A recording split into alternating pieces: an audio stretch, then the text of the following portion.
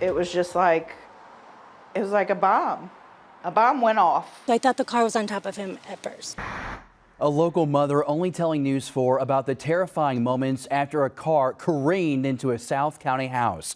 And in the crash's aftermath, she and others inside the house at the time are telling their story. This is News 4 at 10. I'm David Amilati. Both Corey and Sam have the night off. New tonight, John Kipper gives us a look inside, a look now at a home that's unlivable, and an exclusive interview with a mom who's thankful her son survived.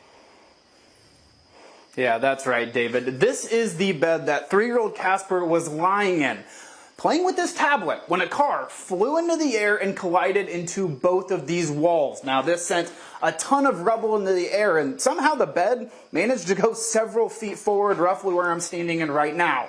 But remarkably, the boy and the rest of the people inside were okay. My instant reaction was I thought my son was dead. 3-year-old Casper avoided tragedy after a car flew into the South County home, just missing him last Tuesday. His mother, Ricky Kraft, was there at the time and tells News 4 how close the car came. He was inches away from the car, so it was a miracle. News 4 got a look inside the home Monday and spoke with 3 of the 5 people inside at the time.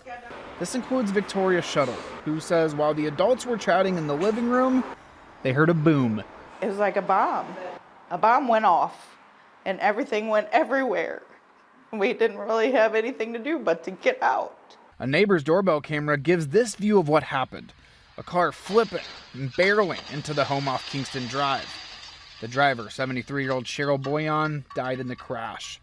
St. Louis County Police say they believe she crashed due to a medical incident. We know that that lady meant absolutely no harm to anyone. We've heard she was totally sweet. The car tore up multiple parts of the home, even the basement.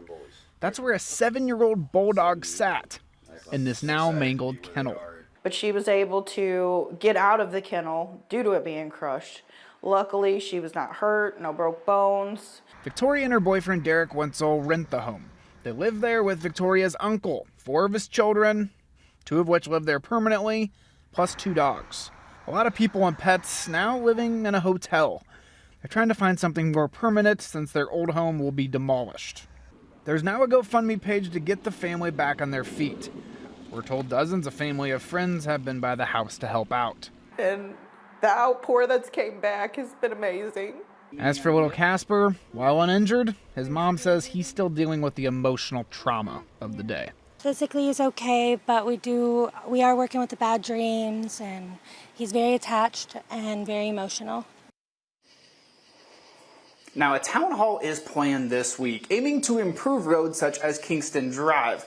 And while intentional speeding doesn't appear to be an issue in this particular case, Shuttle says that she was invited and plans to share her story. Reporting in Lemay, John Kipper, News 4. So glad.